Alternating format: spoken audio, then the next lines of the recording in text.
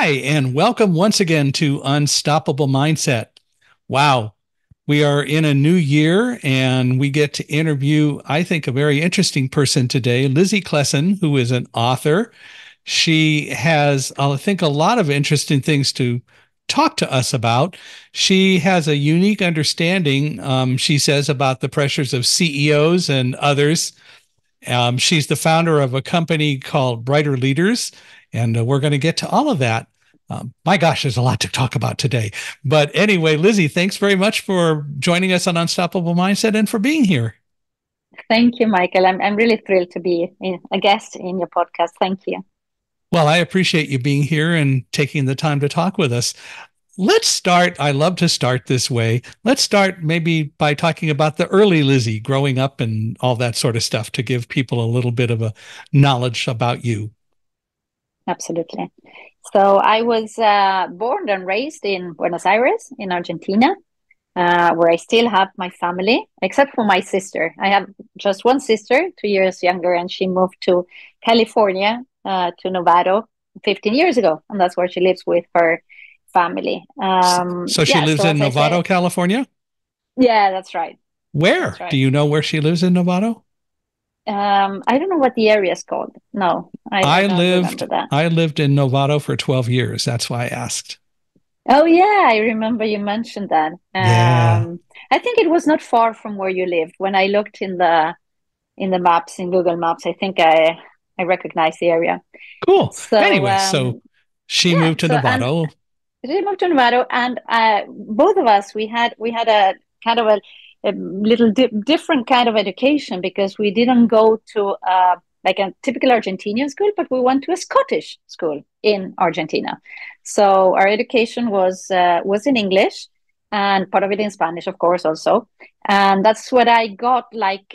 Some kind of exposure to what Europe is and yeah, anything that has to do with Europe. So to be honest, really from quite a young age, I was fantasizing of some time in my life living in Europe.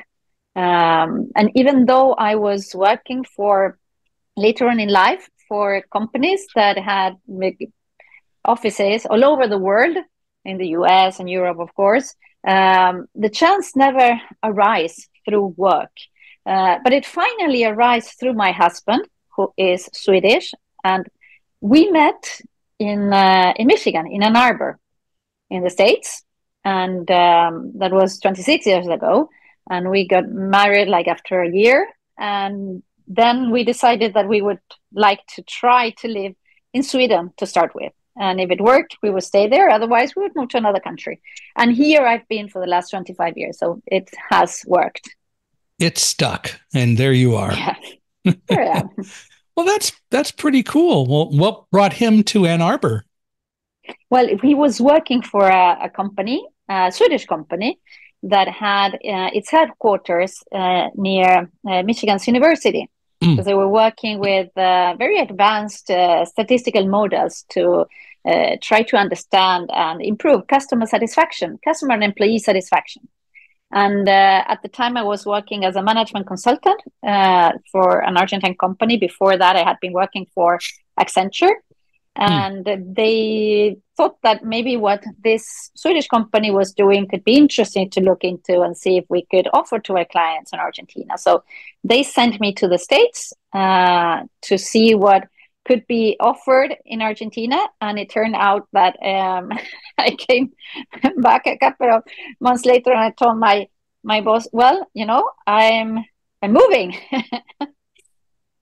Well, so one of the things that the company brought was your husband to you.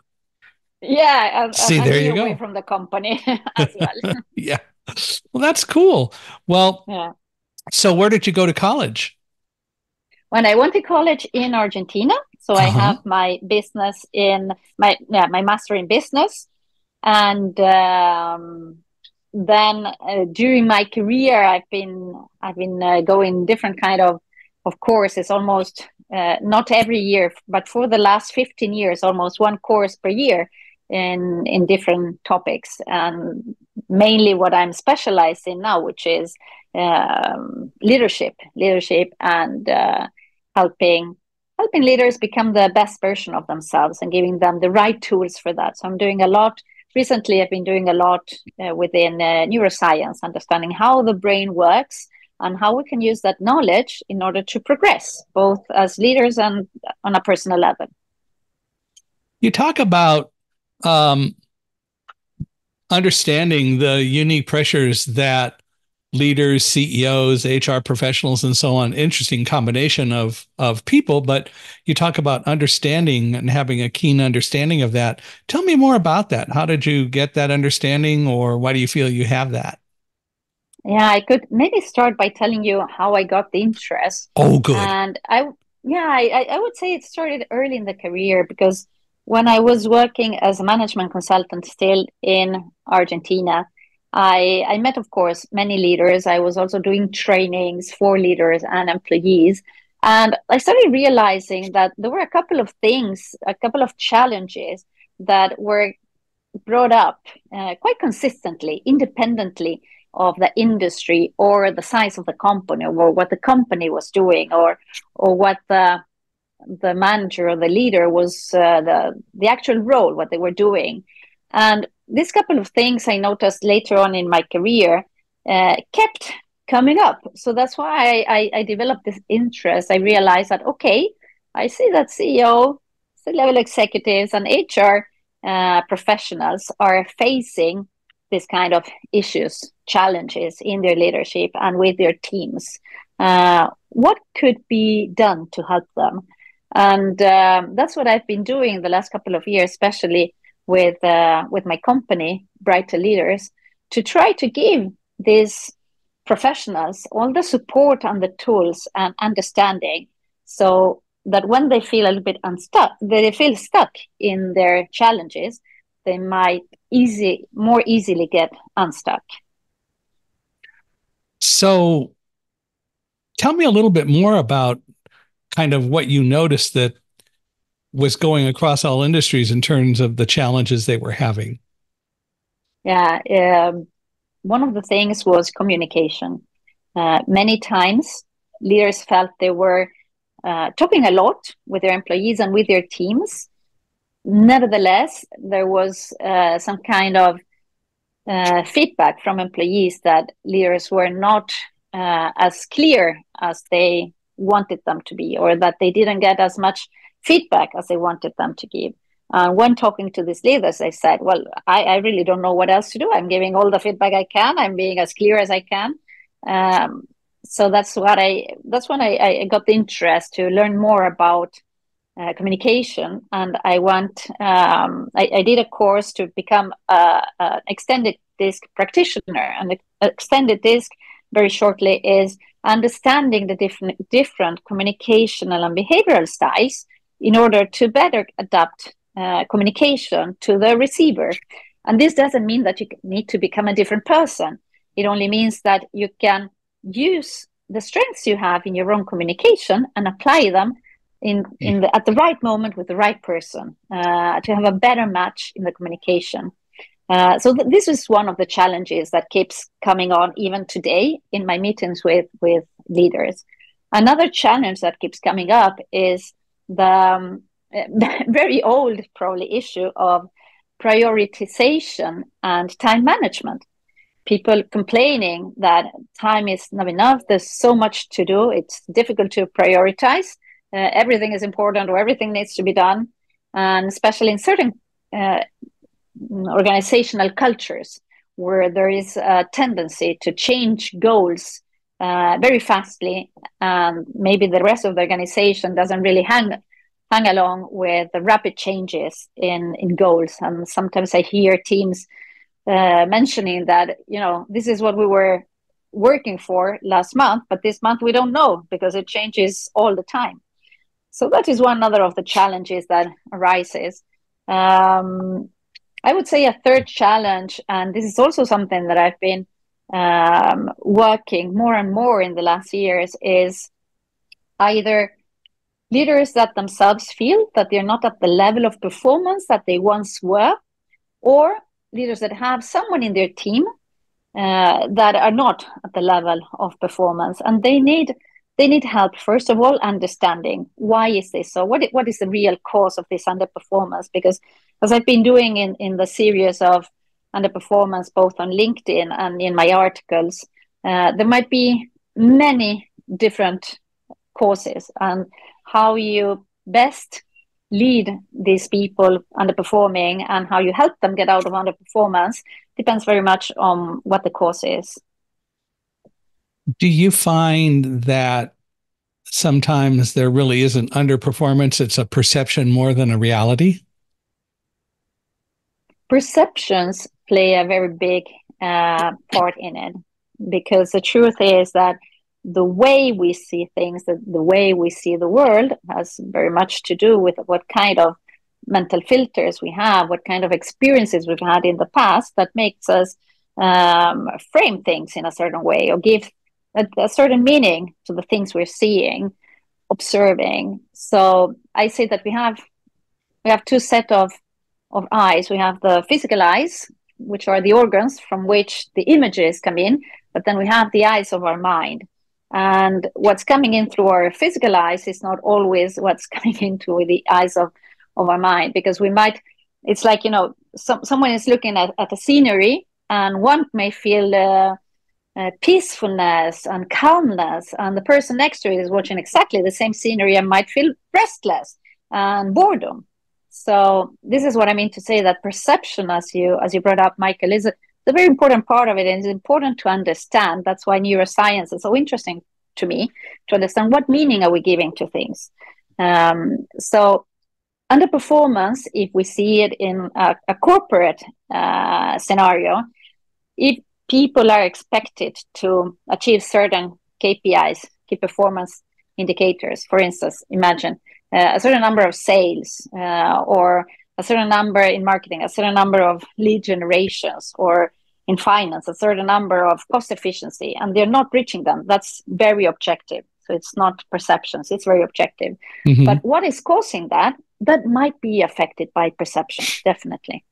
How about the whole concept of the key performance indicators, though, in terms of somebody says, these are the indicators, this is what has to be achieved. And do you find from time to time that perhaps the KPIs themselves are not realistic? And how do you deal with that? Yeah, that's an interesting question. Depending what kind of industry it is, it could be an industry that normally has grown at a certain pace, and then for different reasons, it could be market reasons, there is a little bit of stagnation. But then, of course, you have the shareholders and different stakeholders that will be expecting that same rate of growth, but the market looks completely different. Or a new technology in the market that becomes a game changer, and those that are not fast enough to apply that new technology will not be able to grow as fast. So sometimes the KPIs might be not in line with what is possible. Uh, However, what I notice is that much of the work I do, for instance, I try to help leaders achieve those KPIs, but not working directly or firstly with the KPIs in mind, but working more with themselves, seeing what kind of presumptions or assumptions they have, what kind of limiting beliefs they have that might be in the way for them to be able to think out of the box, and no matter what the market situation is, find new ways of doing things so that they can reach those KPIs that have been set up by top management. Yeah, and it's a challenge all the way around. And going back to the first thing you were talking about, um, people hearing and talking to, and my immediate thought was you talk about leaders talking to the people who they work with and so on, but what I hear you saying is oftentimes they're not really communicating. How do you address that? Well, the first thing is helping whoever is in that situation to increase your level of awareness, because it's difficult to change what we are unaware of, what we cannot see, what we don't know. So working with awareness is, for me, always a first step. And once the awareness is reached, okay, the I aware is, I work with an intention before going to move to an action. Okay, we know this, let's act. Before acting, I like them finding an intention which will motivate them for the third step, which is action taking. So first awareness, then creating the intention that will motivate them, and then finding an action. And that action by no means needs to be something very big. It could be something really small. We talk about baby steps, and I like that, because rather have many small baby steps that you know they're going to take in the right direction than having big steps that might be too big for what you can handle, and then you have a setback and you need to redo, which takes more time, more energy, and might be also a little bit demotivating. Yeah, because you really don't know how to deal with it. Whereas if Yeah. you're guided into it slowly, then that makes certainly a good amount of sense to help guide and so on. So tell me a little bit about your business and how that got started, and why you left working for industry to start your own business. Yeah, I never thought that I would be working in my own company, because I've been working for big corporations almost the most of my career, and I really liked it. You know, what everyone says, it's you have all the strengths of being backed by a big name, the processes being in place, and the resources being there, and then the interactions with people, and especially if it's a company that works with different markets across the globe. You know, it's an amazing experience traveling, as I did for many years, you know, to many different countries, and learning a lot about different cultures. So it was not really something that I was longing to, and it's not that I left recuperation because I was tired of it. It was mainly during the time. I have 4 kids, so here in Sweden we have the amazing possibility to be at home with the kids for quite a long time. So I was at home with the first 3 kids for 7 years. And it was a natural step for me, because it's all, accepted in Sweden. You have a kid, and then the social system supports that you may be at home for a long while. And it's seen as very positive that small children should be at home with at least one of their parents. So during those 7 years, I had enough time to reevaluate what was really important in my life. And I went from being someone that could wake up at 5 in the morning, drive to the airport, travel to another country, work for 2 days, take the late plane at 10 a.m., be back at home very late, and the next morning very early, back in the office again. I went from that kind of life into a life where I was at the very slow pace of having, small children at home. That even though it's demanding in a different way, you can very much set the pace yourself. And it gave me the possibility to reflect on what was really important for me in life. And I realized that being a mother and knowing that now I have children, I mean, other people, other individuals I'm responsible for, brought something new in my life. And as I was thinking, now it's, after 7 years, now it's time to go back to work. I was not as thrilled to go back to that, you may call it the rat race. Right. Yeah. So instead of going back to a big corporation, I decided to start working for a very small company, not far from home, where I could do my job. And when the job was done, I could go home and not worry about it. And that was a game changer for me, because it gave me the flexibility of being able to be very present with my children while they were small and while they were growing, but at the same time working and taking on responsibilities. And then I got pregnant again with the fourth and the last child, and I was at home again 2 years. Once again, I had the chance to think, what is it I want to do with my life, both professional and a personal level.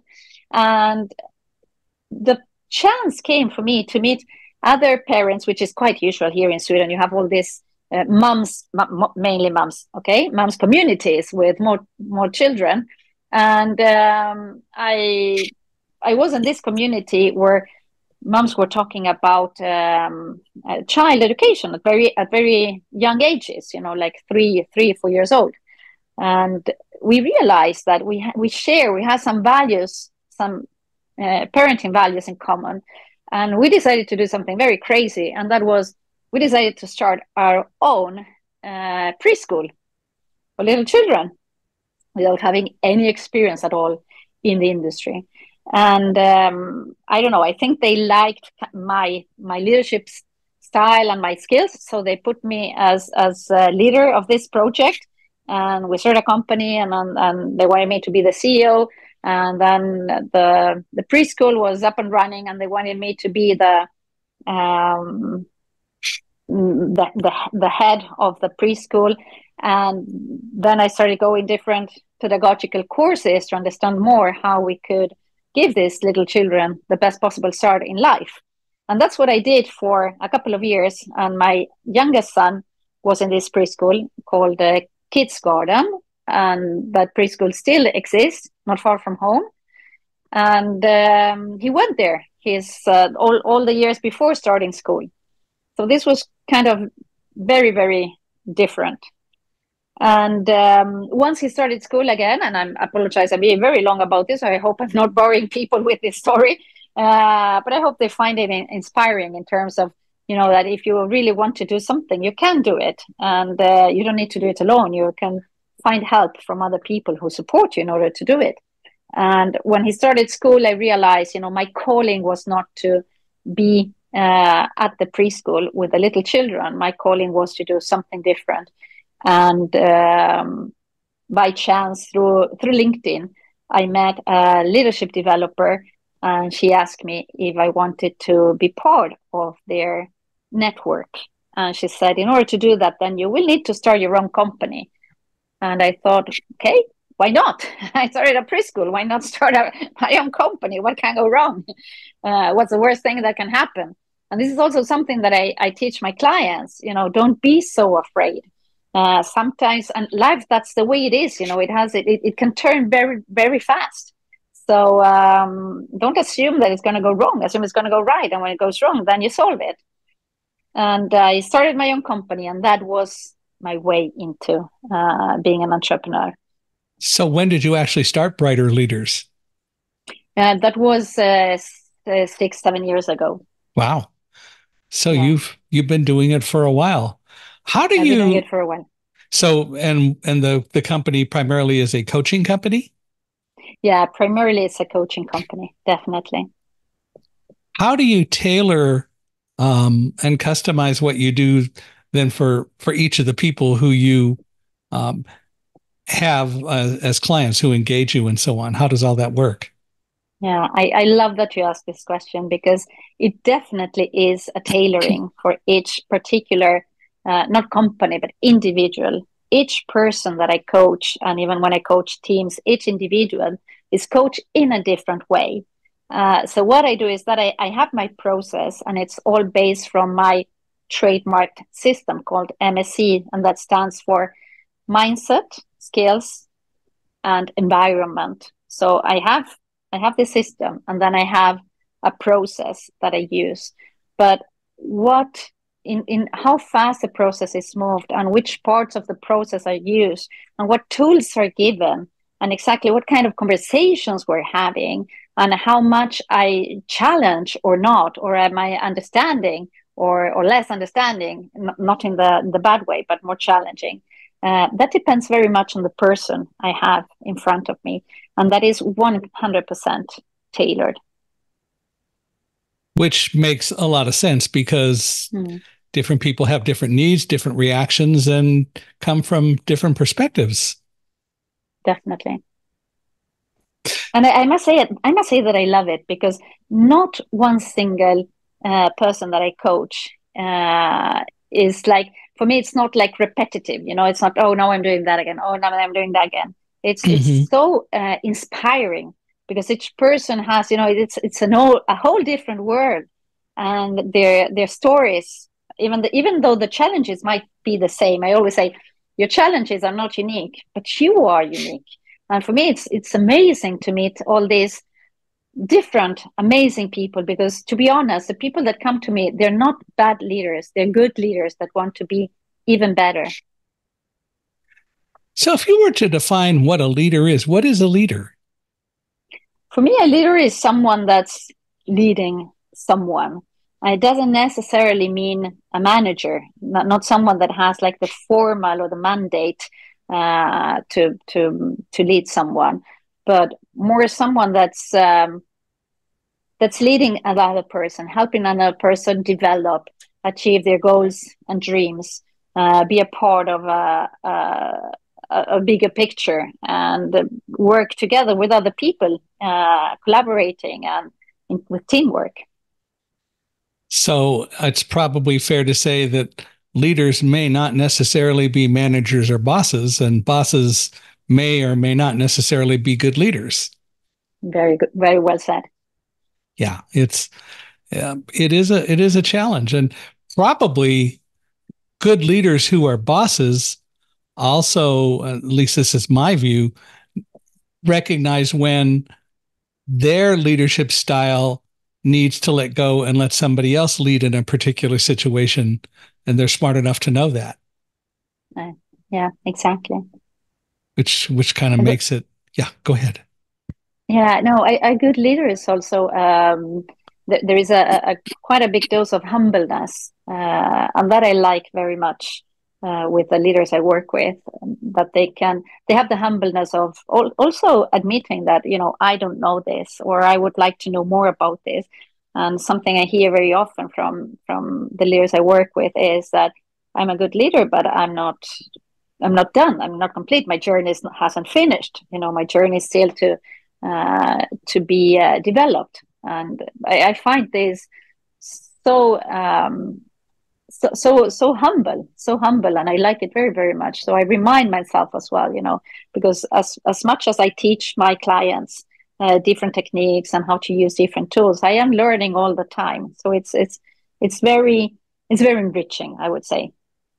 I think that's a very important concept. It's one that I embrace, which is we're learning all the time. I really enjoy doing this podcast because I feel I get to learn from everyone who comes on. And as I've told a number of people, I feel I'm not doing my job well if I'm not learning at least as much as anyone else who listens to the podcast. And I really enjoy hearing different perspectives, and it helps me to be able to synthesize all that and to be able to take the time to think about it. And I think that's extremely important for anyone who is involved in interacting with anyone else, to recognize that we're all students all the time, really. Yeah, definitely. Definitely. Well, you have coached a number of people and so on. Um, I'd be curious, do you have a story, or can you talk about one particular instance where when you were really coaching, um, you had a really memorable experience of where you helped people deal with key performance indicators or turn around whatever was occurring in what they were doing? Yeah.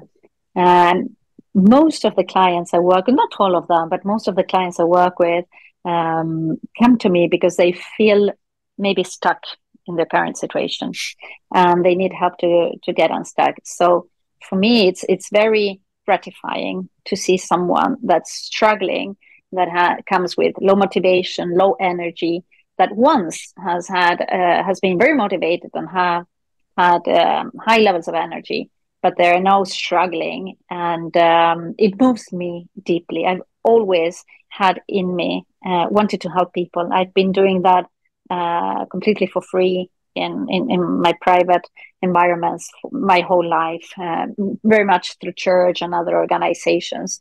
So what's beautiful to see, and I have so many cases, but let me mention two of them. And I won't say any names because I want to respect the privacy of Right. these people, but I can tell you what they were, the role where they were working. So one of them was the CEO of a small retail company, and he felt completely stuck and was suffering so much. And I could also see it in their body language, how they were suffering. And we worked together, and just in a couple of months, he managed to achieve the KPIs. And this was one of the companies that I was mentioning earlier that changed their KPIs all the time. So one month, these were important. The next month, the others were important.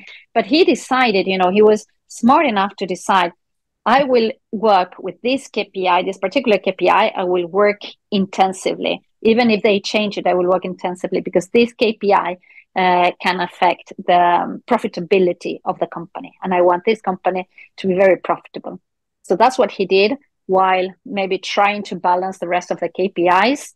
And in just a couple of months, his level of energy increased, his motivation increased, he got unstuck, he was feeling happy again, he was feeling, the very, very self-secured. And that's what helped him as well make very, very smart decisions and the right decisions for the company and his team, all of his employees, and turned around the company just a couple of months.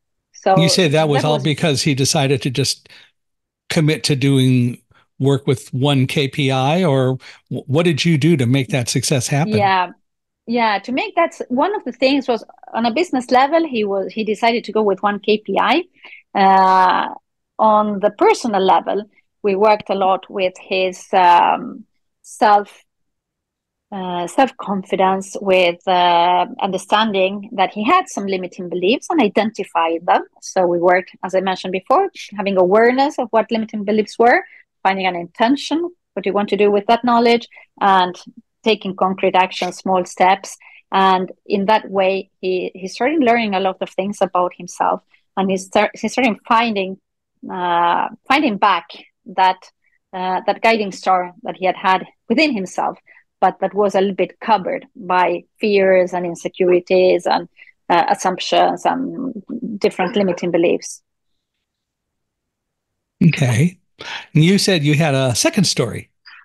Yeah, exactly. And the second story, it's about a woman working as a marketing manager, and she felt in an international company, and she felt very frustrated because she felt she was not being recognized for her hard work, and she felt she was not advancing in her career.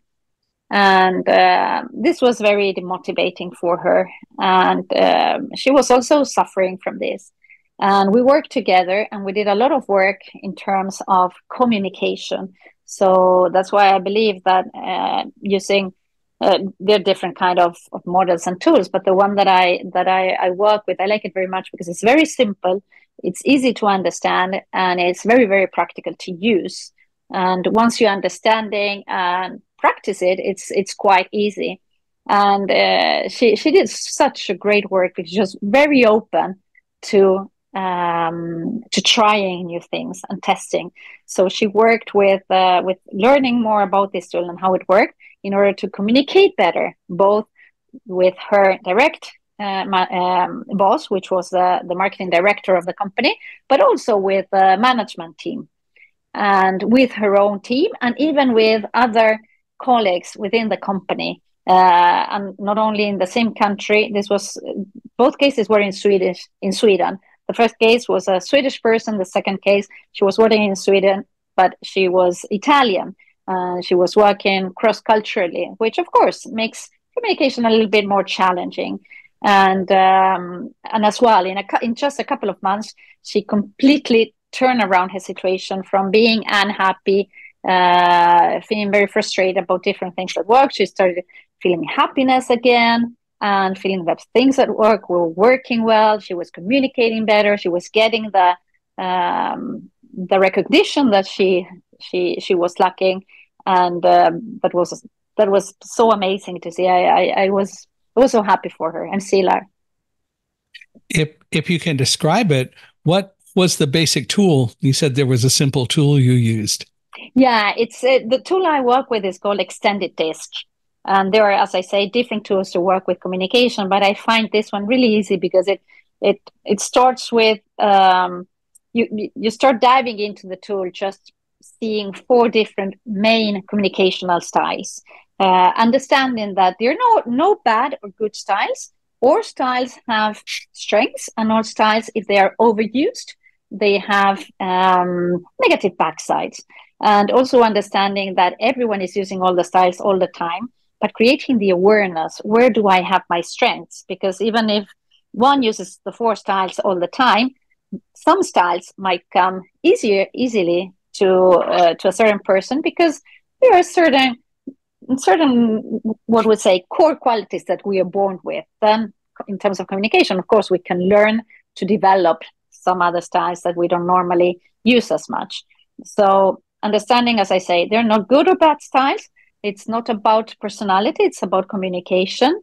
We use all the styles, and then understanding, as I said, you start diving into the tool, looking at 4 styles, just to make it simple and easy. But then when you're using the tool in all its possibilities, then you're working with 40 different combinations of styles in a beautiful map that's very visual, so it's easy to use, and it makes it easier to understand where, if I have a challenge with someone, where can I place this person in the map at that certain point in that specific communication. So it's not about labeling people that this and that is this way or the other, but just understanding in that specific situation, in that specific conversation, what style were they using, what combination.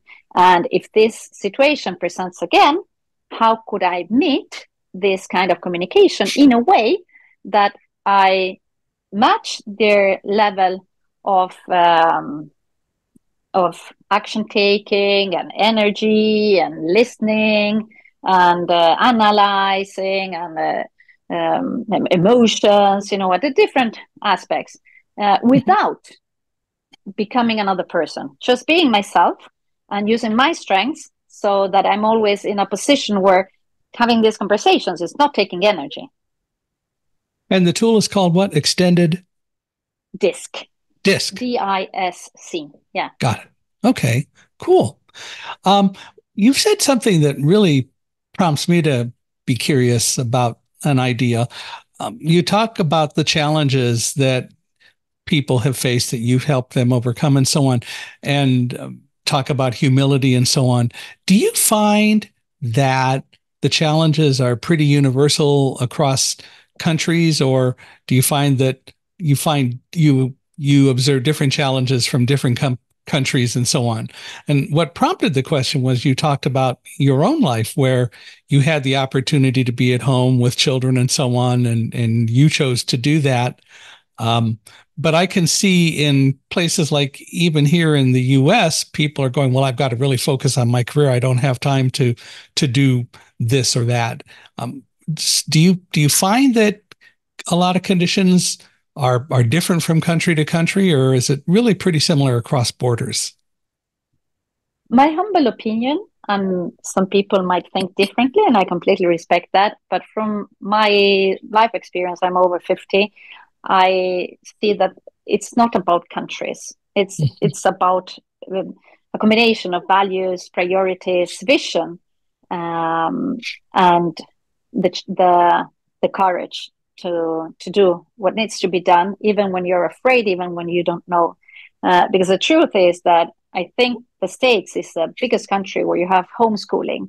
So people having homeschooling, they're not thinking about professional career in that way. They're thinking about how can I give my children what they believe is the best, and schooling them at home. Now, I'm not saying homeschooling is the best, but I'm saying that being that so big in the States, I don't remember how much, I think it's 1 million families in the States doing this. It's possible if someone wants not to focus on career or focus in, I always say, what makes you happy, what makes you tickle. If you would look back into your life, what is it you don't want to regret? Don't wait until tomorrow. Maybe tomorrow doesn't come for you. Maybe things changes. Someone close to you gets very sick, and suddenly your whole life changes around. So don't wait until tomorrow. Do today what you can do. I think there might be a lot of fears going on at a personal level. So this has nothing to do with companies. I mean, we all have. I have fears as well, of course. But some people are not not willing, or they don't know, or they don't have the tools to face those fears and see them in the eye and see if they are real or if it's just our brain. Once again, because I've taken these courses in neuroscience, that I know that what our brain does is it uses fears from the past and extrapolates them and creates a future that might not at all be the future that you will be faced with. And usually isn't. No. How do you help people overcome or learn to control their fears? That's a subject that's been fascinating Yeah. for me. And I realized during the pandemic that I talked for years about escaping from the World Trade Center and not being afraid, but never really taught anyone how to learn to control their fears and not be, as I call it, being blinded by fear or overwhelmed by fear. Mm. How do you and I've written a book, by the way, that will be out next year about that. But how do you help people, or how do you teach people, or what do you teach people to overcome fears and learn more to control them and put them in perspective? Yeah. Well, firstly, I would like to say I would love to read your book when it comes out, because it is a very interesting subject. And I write about this in my book, From Suffering to Surfing, How Successful I Leaders Make the love Leap. that title. Yeah, thank you. And this book was #1 on Amazon on new release and leadership and management. And I have a chapter about using your fears to fuel your activity. So basically, it's about guiding clients, and this needs to be done in a professional way and in a very safe way, because fears, it's like an iceberg. You first see the top of it, and then you start getting deeper, and it can be quite big. So you can never leave someone with opening up a Pandora box and then just leaving them. You need to guide them all the way, so you make sure that they know what to do with whatever they find, and never pushing to for people to open up more that they desire, or to talk about something more than they really want, which is really important, because being in a situation as I am, and every coach in the world is, that you create a lot of trust. That trust needs to be taken in a very professional way, and always having the person's best in interest, #1. But having that said, the way I do it is I help people with different NLP techniques. NLP is neuro-linguistic programming, understanding how our brain is programmed and how we see the world, how we frame things, to first identify their fears and then ask themselves, is this true? You're afraid about this. Is this true, this fear? What is the possibility of this happening? And then I do a very simple exercise when they put a number from 1 to 5, where 5 is there's a very high possibility of this being true, and there's a very high possibility of this happening, and that's a 5. So we only focus on those kind of fears. Anything that's a 1, 2, or 3, we say, well, forget it. And maybe we write them, and then I ask clients to tear the paper apart and just throw it away in a symbolic way, to say that fears, you're not taking hold on me anymore. And then the fears that are big fears for the person, what we do is that we try to reframe them. Okay, what is it in this fear that can be used as fuel, that can be used in a positive way? And this process, how long it takes, depends very much on the kind of person, the kind of fear, the kind of openness they have, the kind of readiness they have. But I would say that in not more than 2 months, people feel, and this is what my clients tell me, that they are not afraid of that anymore. And then, of course, it's something that I need to keep working on, for instance, with affirmations, with vision boards, and different tools, in order to keep this working for them, because it's a programming in the brain. So fears really don't exist. They don't exist. They're only a programming in the brain. And the only place fears live, it's in the mind. you encourage people to take time every day to just introspect or just stop and let things slow down, whether even it be, for me, I like to do it at the end of the day, but I like to analyze what happened in the course of the day and try to put things in perspective that way. And even when things don't necessarily go well, um, get to look at, why didn't they go well? What do I learn from that? That kind of thing. Yeah, I love what you're saying. And yes, this is something that I encourage my clients to do as well. I find it it's very useful, and just to slow down, reflect. And when they do so, I always tell them, do it from a neutral place. Don't blame yourself or shame yourself or judge yourself. Just do it from a neutral place, from a place of love. Yeah.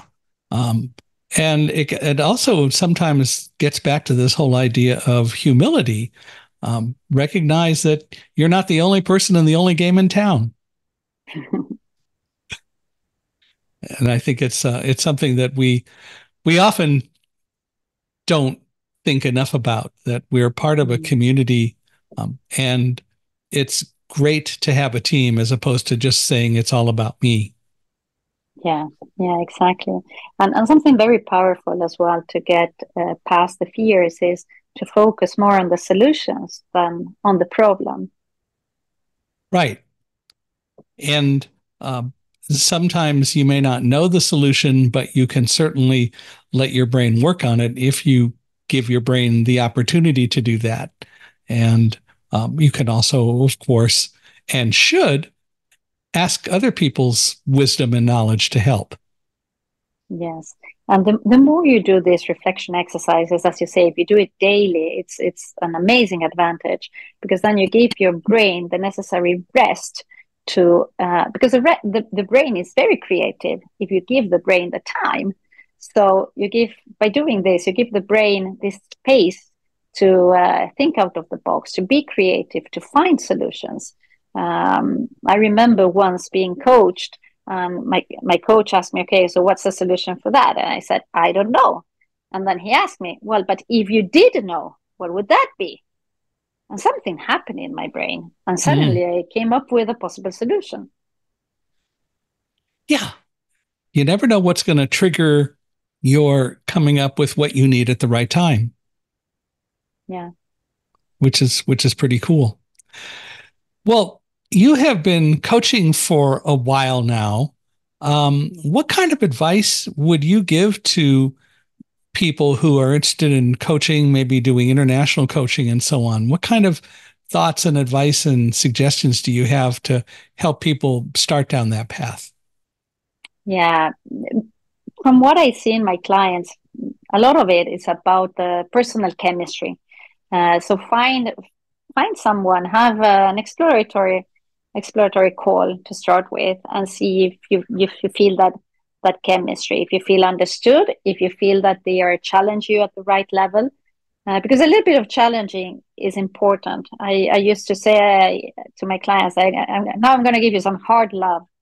So it comes from a place of love, but it's challenging, because without challenge, there's not going to be any change. So it's good to have someone that at certain point will be challenging you. It will feel a little bit uncomfortable. It will be feel a little bit hard, because change in itself implies coming out of your comfort zone. So that's what I would say. It's good to have the chemistry, but make sure also that it's someone that will help you move out of the comfort zone, because that's where you will find growth. In the comfort zone, you're not going to find the growth. And some people, I heard once on a webinar during the pandemic, that they were saying some people are sitting on a nail and are very, very uncomfortable, but they're not uncomfortable enough to do something about it. So Mm-hmm. that's why you need that coach to make you realize how uncomfortable that is, so that you make that change.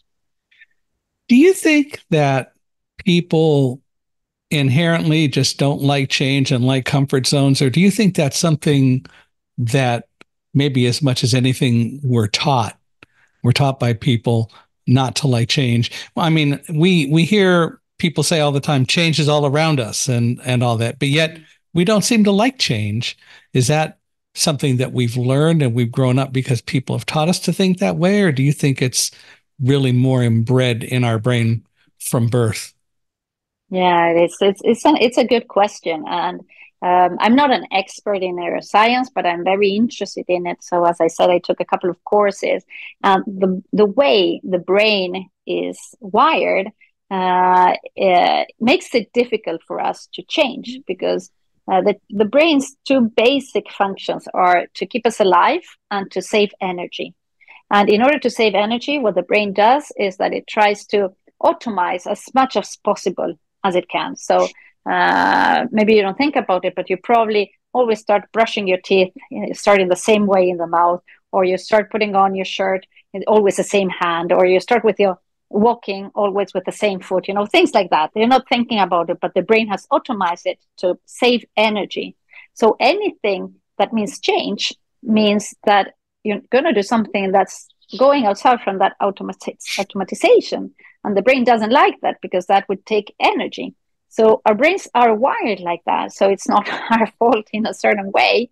That's why change is difficult. And why the suggestion is that whenever you want to create change, that's the reason also why of small baby steps is make it so small that it comes like a little bit below the radar of the brain. So it's not going to put any difficulties in it.